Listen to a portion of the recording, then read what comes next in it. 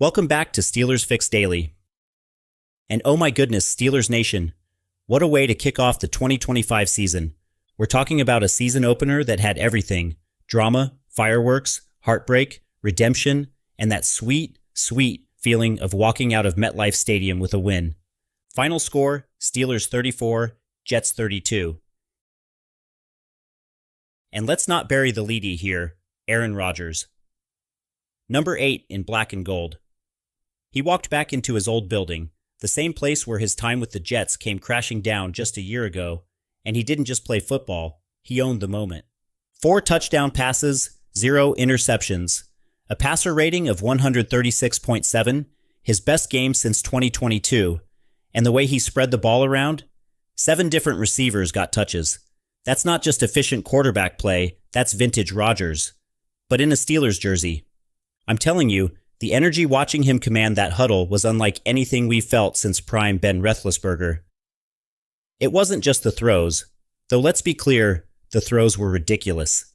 That dart to Calvin Austin III, that laser to Skowronek, even that tipped ball that ended up in DK Metcalf's hands. Rodgers made every single one of those plays look like he was still 31, not 41. And you know what, Steelers Nation? We've been starving for this. For years, we've pieced it together. We've leaned on defense. We've grinded out ugly wins. We've lived through the Mason Rudolph stretch. Bless his heart, he gave us some fight. But it wasn't this. It wasn't elite quarterback play that could win a shootout against anybody in the league. But Sunday? Sunday was different. Now don't get me wrong, it wasn't perfect. The defense gave up 182 yards rushing. Justin Fields had 2 rushing touchdowns and made life miserable at times. The offensive line still gave up 4 sacks, and the run game looked sluggish, averaging 2.7 yards a carry. But here's the thing. For the first time in a long time, it didn't matter. Because we had Rodgers. And let's talk about that fourth quarter. Oh my lord, that fourth quarter. Steelers down 26-17. Crowd in New York buzzing. Fields had just snuck in from the 1-yard line. Momentum felt gone. And then Rodgers goes surgical. 5 yards to Jalen Warren for the touchdown. That made it 26-24. Okay, we're back in it. And then? Kenneth Gainwell. Special teams, baby. That's the third phase Tomlin always preaches about. Gainwell forces the fumble. Ben Skowronek falls on it. And suddenly we're cooking at the Jets' 22. 2 plays later, Rodgers to Calvin Austin III on a perfectly sold play-action fake. Touchdown. Steelers take the lead, and it all happened in 50 seconds. Tell me that didn't feel like 2008 Steelers chaos. Tell me you weren't pacing the living room, screaming at the TV, spilling your Iron City beer on the carpet. That was pure black and gold magic right there. Of course, because it's the Steelers, we couldn't just run away with it. The Jets storm back, grind out a 12-play drive, take the lead again at 32-31. And then, Rodgers magic again. He leads us down the field. Freiermuth with the diving grab, Metcalf with the tip drill, even a huge PI call on Calvin Austin. And then, the moment of truth. Fourth quarter, final minutes. Game on the line. Coach Tomlin doesn't blink. Out trots Chris Boswell. And Steelers Nation, he absolutely drilled it. A 60-yard field goal, the longest in Steelers history. And it wasn't just sneaking over the bar, it was dead center, pure, with room to spare. Boswell has been doing this for years. But that one? That was legendary. That's one we'll talk about years from now. Remember when Boz hit that 60-yarder at MetLife to beat the Jets? That's in the highlight reel forever. And then, as if the football gods weren't done with us yet, the Jets still had life. 4th down, Justin Fields looking for Garrett Wilson. Who else but Jalen Ramsey? The big offseason acquisition, the guy who brings that edge to the secondary, delivers a bone-crushing hit and knocks the ball loose. Game over. Steelers win. Here we go. Now let's zoom out. What did this game actually tell us? Well, for one, Aaron Rodgers still has it. Not just a little bit, not just flashes. I mean, he still has IT. Capital letters. He became the first quarterback in Steelers history to throw 4 touchdowns in his debut. He tied Peyton Manning for the 3rd most 4-touchdown games in NFL history. He joined Brady and Breeze in the old man still slinging it club. And Steelers Nation, think about where we were just 2 years ago. Quarterback controversy. Mitch Trubisky starts, Kenny Pickett struggles. Rudolph gets a run. Nobody could find consistency. We were begging for a spark. Now, we've got Rodgers putting up numbers that rival the best in the league. It's only one game, sure, but when you see your quarterback walk back into his old stadium, face his old team, and light them up for 4 touchdowns while leading a game-winning drive, it's hard not to believe this season could be something special. Let's keep it rolling, Steelers Nation, because there's a lot more to unpack from this Week 1 thriller. I want to start with the defense. Yeah, they gave up 182 rushing yards, and yeah, Justin Fields had us on our heels plenty of times. But I don't care what anyone says. When the game was on the line, they made plays. And in this league, that's what it comes down to. Think back to the big moments. Alex Highsmith knifing into the backfield to stuff Breece Hall early. TJ Watt blowing up a run play when it felt like the Jets were just bullying us. Patrick Queen filling a gap and making a clean tackle when the Jets had momentum. These plays didn't show up on the highlight reel, but they mattered. They kept the game within reach, and they set the stage for Rodgers and Boswell to be heroes. And then, of course, Jalen Ramsey. Man, what a hit. You could feel it through the TV. That's why we brought him in. That's why Omar Khan pulled the trigger. Because in moments like that, you need a guy who isn't afraid to put his body on the line, to deliver that knockout punch that sends a message. Not today. Now let's talk about Juan Thornhill's comments after the game. He said, "We were getting gashed in the running game." And he's right. Breece Hall ran for 107 yards. Justin Fields scrambled like Lamar Jackson light out there. And when you've got guys like Josh Allen, Lamar, Joe Burrow, even Patrick Mahomes later on the schedule, yeah, that's got to get cleaned up. But here's the thing I love. Nobody's panicking. Thornhill said it himself. It's Week 1. They know it wasn't their best. They know it's not up to the standard. But you could tell from the way he spoke that this group believes in itself. They're not going to point fingers. They're not going to let one rough outing spiral. That's the culture. That's the Mike Tomlin way. The standard is the standard. And you know what? It reminded me a little of 2014. Week 1, Browns game. Steelers jumped out early. Defense started giving up big runs to Terrence West and Isaiah Crowell of all people, and the Browns stormed back. People were panicking, and then Ben Roethlisberger and Antonio Brown bailed us out.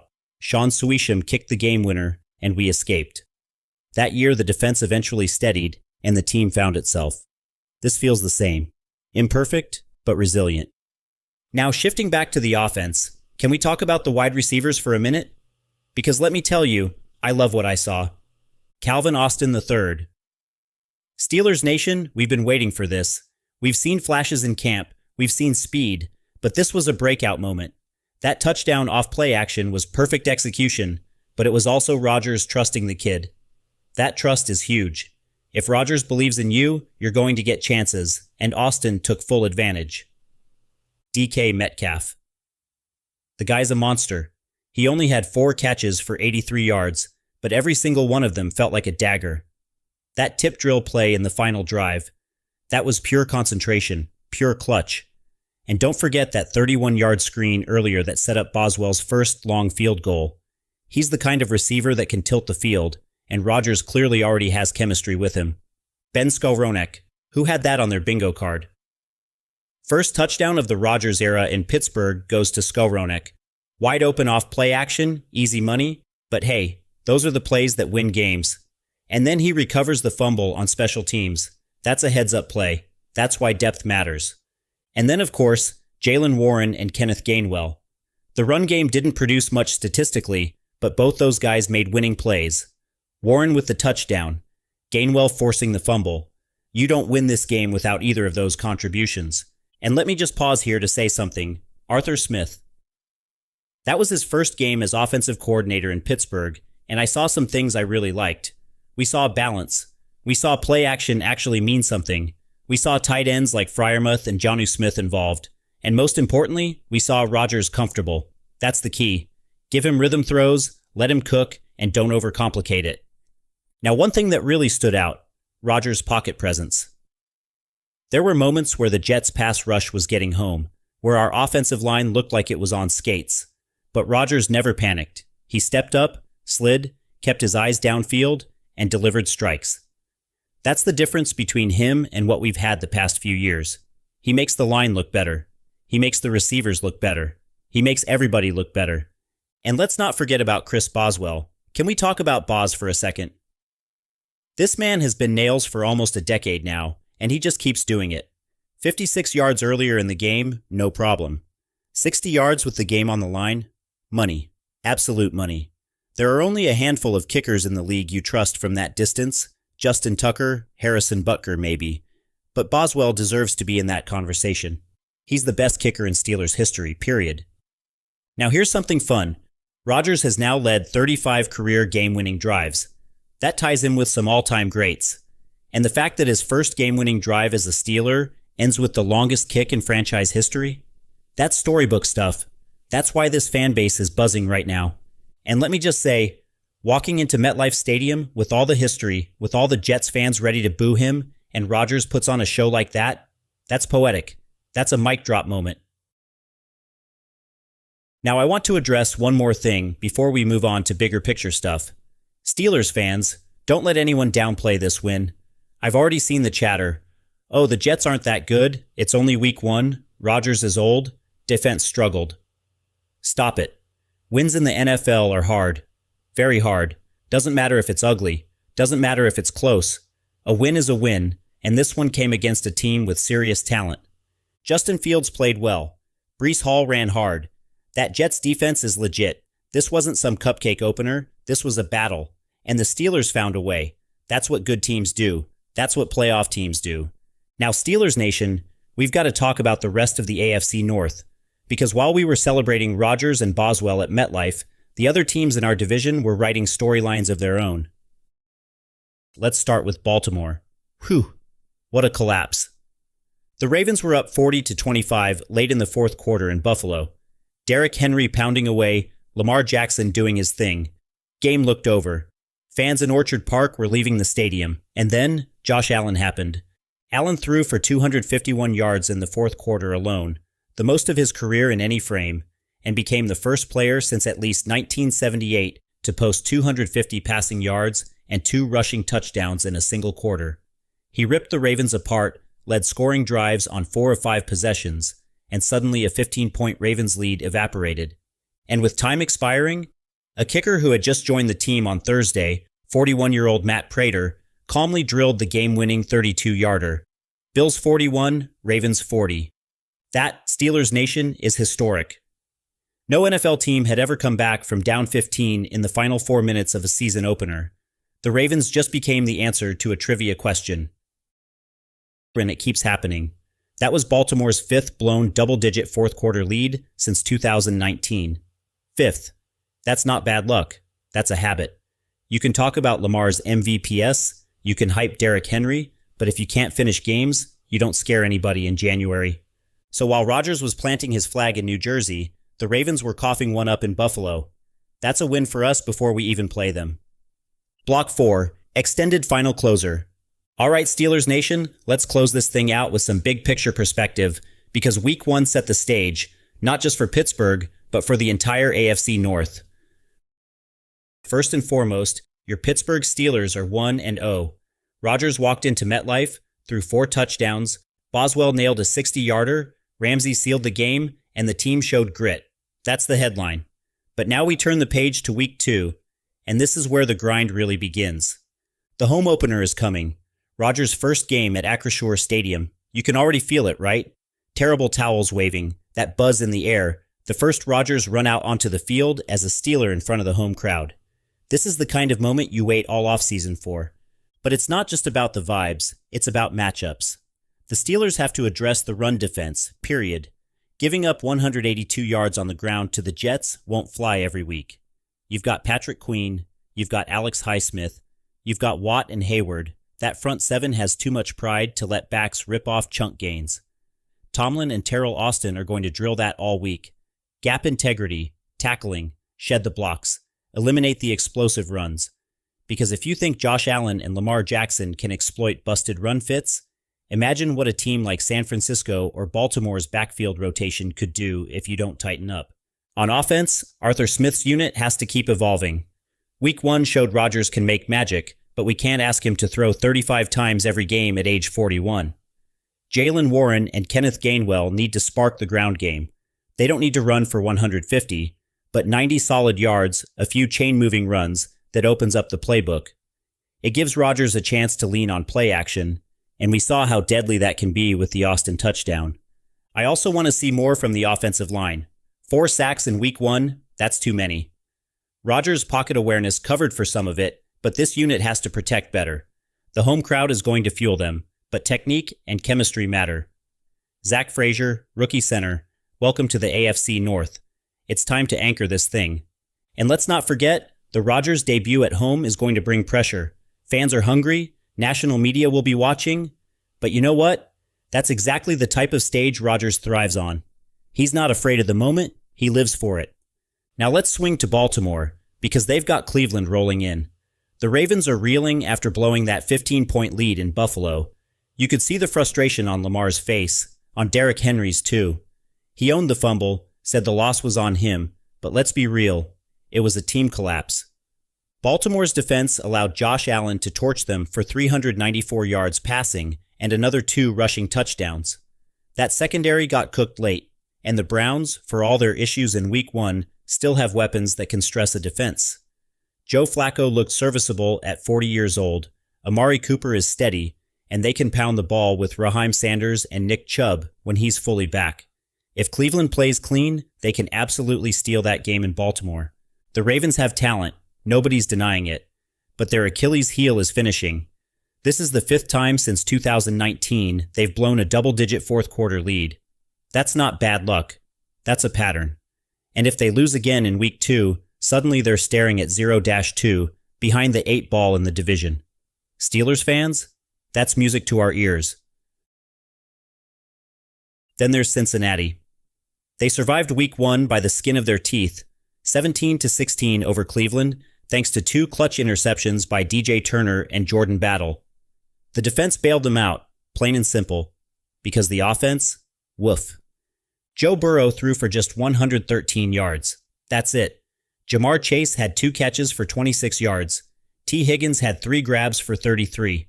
That's not what you expect from an offense that's supposed to be one of the league's best.